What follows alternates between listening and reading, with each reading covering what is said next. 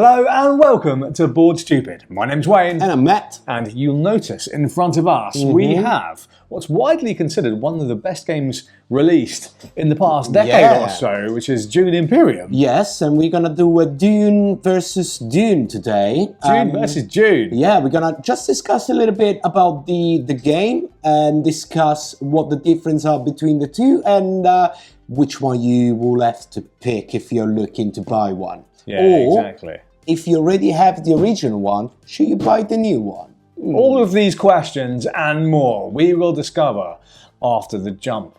But if you want to avoid being eaten by the sandworm and you want to dance through the desert, what's something they should do, Matt? I think if you hit the subscribe button right now, all those things are not going to happen. So you're going to live your life in...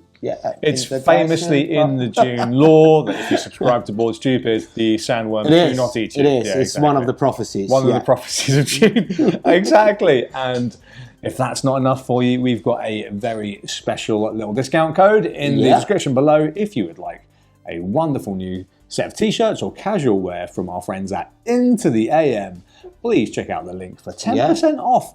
On top, Matt, of any other discount you can find already on the website. So bargain. It's not, it is a 10% on top of whatever. And the guys usually do a lot of like buy 3, pay 2 and all that kind of stuff. But double check, they got a new design coming every month basically. So and the super cool graphic tees. The fit is great, amazing, the print is amazing. So certainly check those out. They're wonderful t-shirts with some great clothing. So go do that. Hit the subscribe button, run away from the sandworm, and let's find out which of these is the one that you should buy. So, Matt, for the people at home, what on earth is Dune Imperium? If they've never heard of Dune Imperium, tell us a little bit. Why is it a big deal? All right, so Dune Imperium is, first of all, one of our favorite games. One of our favorite games. Yeah. So, amazing game.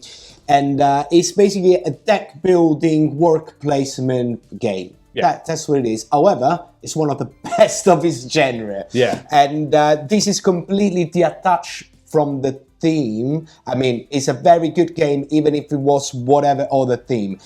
However, it's even better because the theme and the mechanics, they just go hand in hand in a perfect way. Yeah. So if you're already a fan of the IP, it's a must-have. You are fan of deck building, worker placement, this is your game. If you're fan of both, that's it. If you want a strategic Euro game, this is great. It's got lots of things for lots of different people. It's a great mid to heavyweight deck builder / worker placement game. It's a tremendous strategy game. And we did play with people that don't care about the theme and literally they loved don't care at all. Yeah.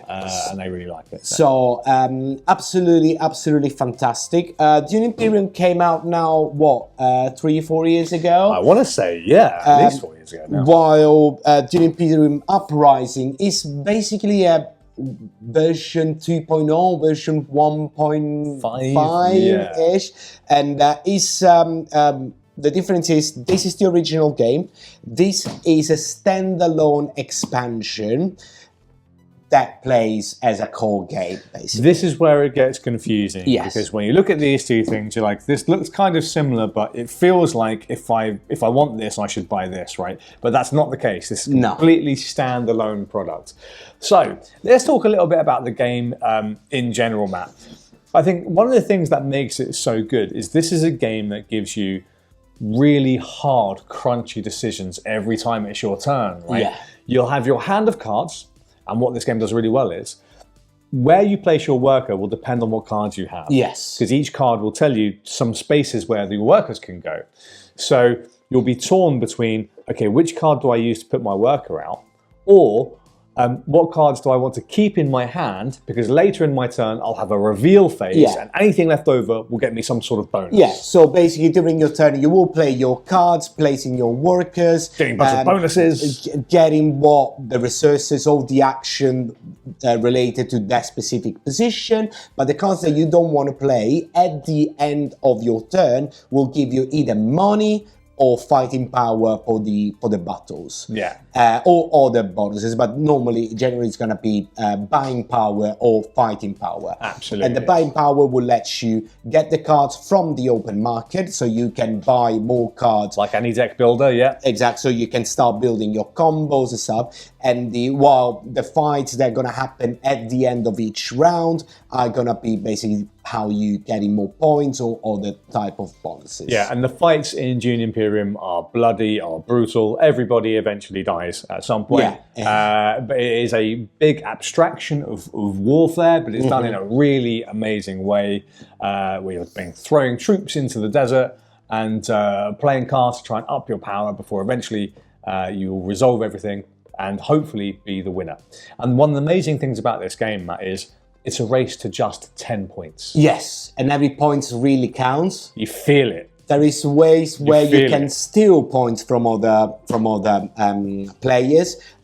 During the game, one of the mechanics in the games is this like allegiance to one of influence that with faction. the different factions, like the Bene Gesserit, or the Fremen, or the Emperor. Or the Emperor, yeah. And but up to a certain point, you can get points with those factions. But if someone's got more influence than you, it's not like they're gonna get a point. They're gonna take your point. Exactly. So that was what makes the game really tense. Yeah. Because it's just 10 points, and each single point really counts. You feel it. If you lose it, you feel it. If you gain a point, you feel it. If you manage to do a round where you get 2 points in a round, you are flying, and it is very impactful, very interesting, very crunchy decisions every single round.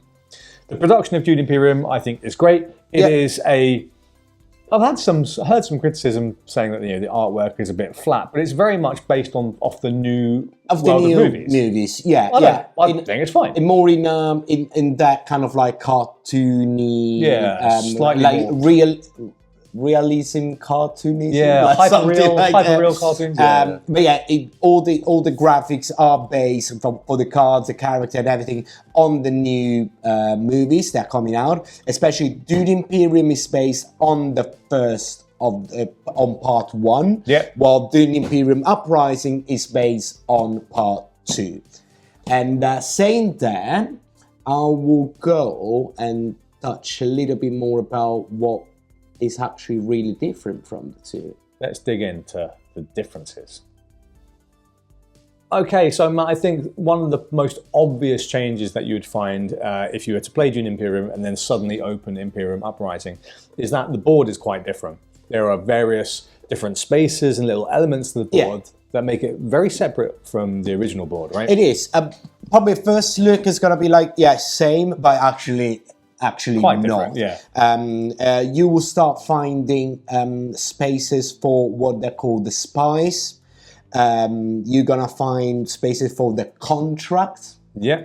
And you're gonna find the sandworm symbols. Sandworm symbols all over the world.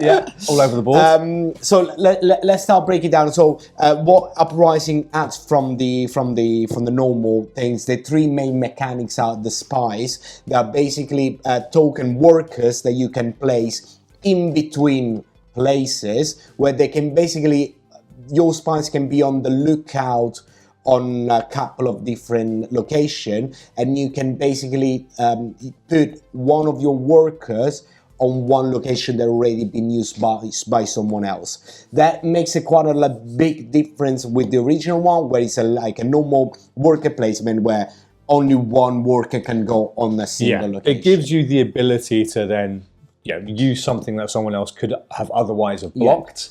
The spies can also be used in another way by giving you more card draw. So you can take your spy off the board to then draw an extra card. And talking about extra cards, I found that the deck building in Uprising works better, just because you got more spaces on the actual board to take action to draw more cards or to trash all the cards the chaff that you don't want anymore. And I found that makes the deck building going faster, and I really like it because I found the deck building in this game is really good. Yes, this is a more dynamic deck building approach.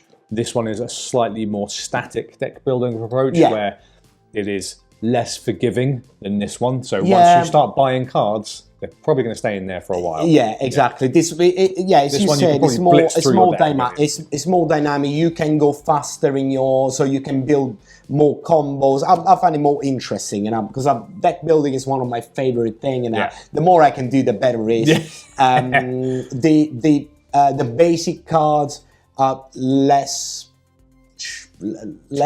trashy than here, so it's more making a choice on which one you want to trash is more difficult, and that is always a good thing. So it's more hard decisions, right? More interesting, crunchy decisions. Yeah. And the other new mechanics that we said are the contract. So it's basically will give the player who are gonna do this or that certain action. So you, as an action, you can take a contract. They will tell you, okay, whenever you're gonna achieve this thing, you're gonna get some points or money or spices, and most of the time it's gonna be like, oh, you need to place your worker this or that.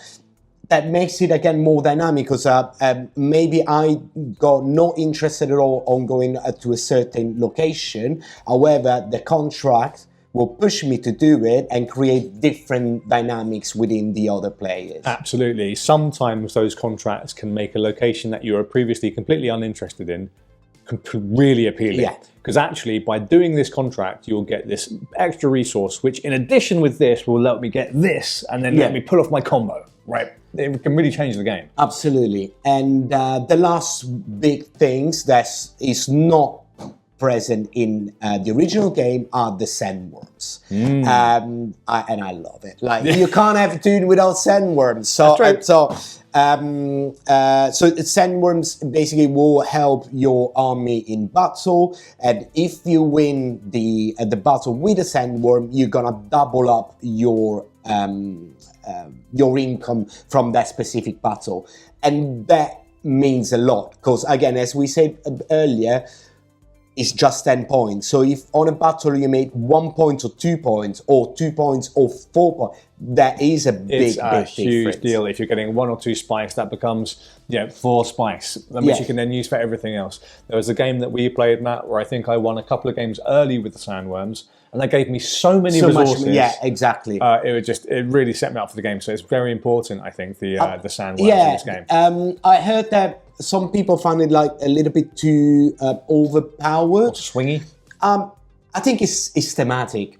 So you still need to go through a process before you can't just go randomly call sandworms. You have to go and get a thing for it. Yeah, you need to have a certain... Get the hooks or whatever it is. But before that, you need to be friends with a friend to a certain point. That's true. Then you need to get your grip pulls, and then you can start getting this. That's right, it's a whole process. So it's not like everybody's getting it, but my suggestion would, like, if you play the game, trying to get a sandworm as soon as you can, because those are really important. And on top of that, one thing production-wise, so in the games they're all meeples. It's all it's all wooden meeples for the most part. Yeah, wooden cardboard. And there are 4 minis for the sandworms that absolutely make no sense at all. They gave you wooden meeple sandworms. Yeah, and then they gave you plastic mini sandworms and said, use all of these.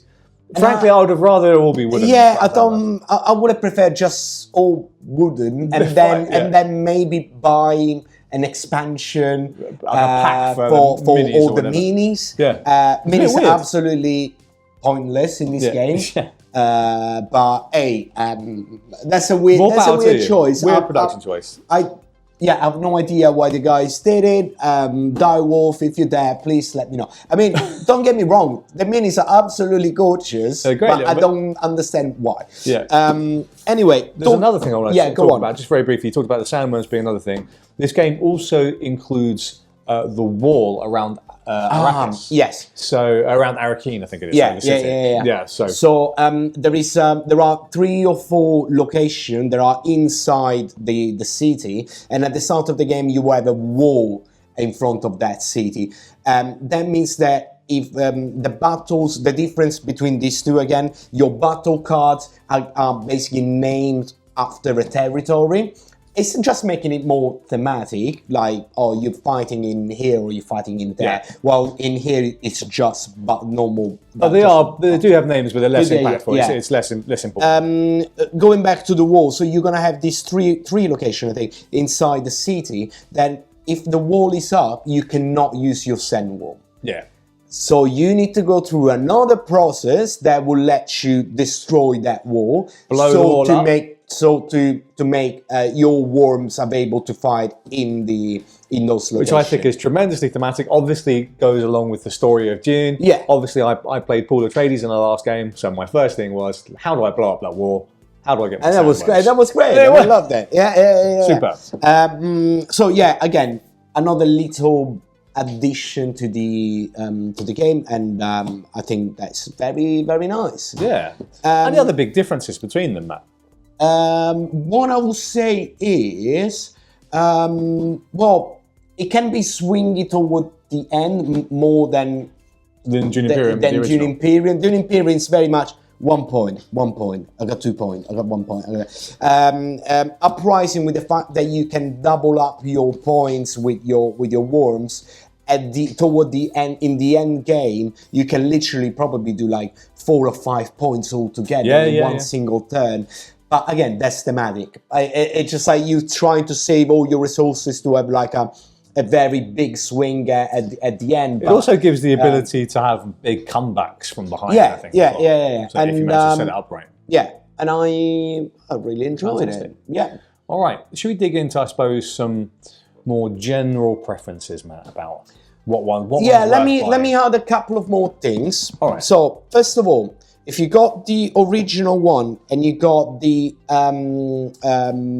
two other expansion, what's the name? Rise of X and Immortality, the expansions can be played in Uprising. Yes. Like, you take the expansion, you play it here. Actually, for the Rise of the X, you got some special contract and some special tokens already inside the box. Yeah. So you can do it. You can take the expansion and play it straight with the Uprising.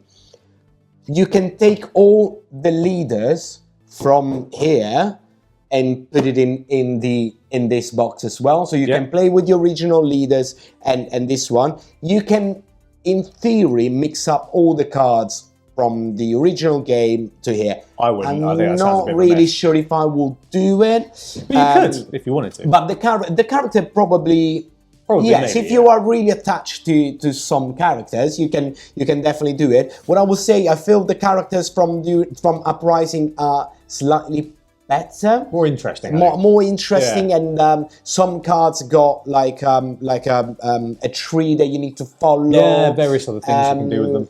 I find it a little bit more characters, less more interactive, vanilla. Maybe. Yeah. Okay. But yeah, so that it means that if you got the expansion, you can play it with this. Now, if you don't have any of these two, okay, now we're getting into it. Which one would you get? Okay, so I own this. This is mine. Yeah. This is my copy of Dune Imperium. And this is mine. And that's your copy of Dune Imperium Uprising. In here, I've put in Rise of Ix. Okay. I think Dune Imperium with Rise of Ix is amazing. Yeah. I think Dune Imperium Vanilla by itself is a wonderful game. It's a great game.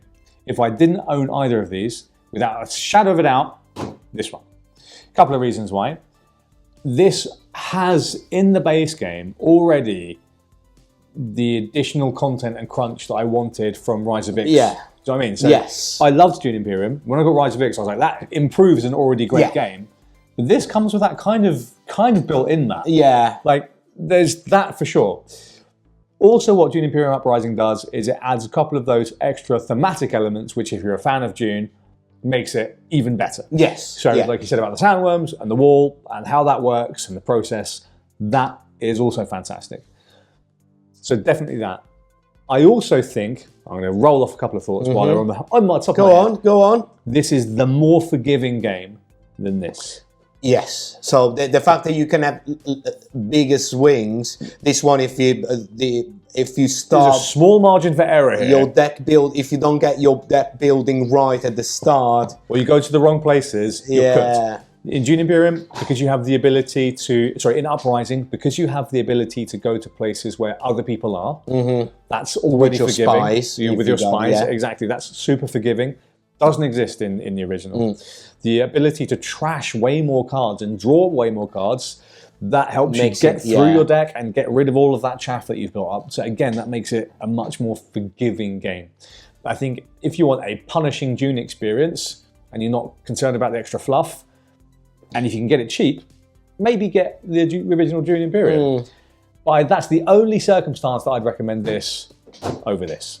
Yeah, I'm absolutely of the same thing. I will get Uprising. If you need to buy a new one, get Uprising like 100%. If you then want more, you can probably buy Rise of X and Immortality, and you can still play. And then if you are a mega Dune fan, you can buy this one. If you're a maniac. And you can get the cards into it. I would have loved for Uprising to get a reprint of the character cards in here, maybe, so you can play that. That is the only thing that I would say I would like to have in this box. The original characters. Because I would like to have the original character as well. If I don't own both of them, but apart from that, I would say 100% go with this, and then if you really love it, get the expansion, and if you find it second hand or you got money to trash, buy Dune Imperium just for the extra cards. So Matt, if you already own Dune Imperium, is Dune Imperium Uprising good enough and different enough to buy?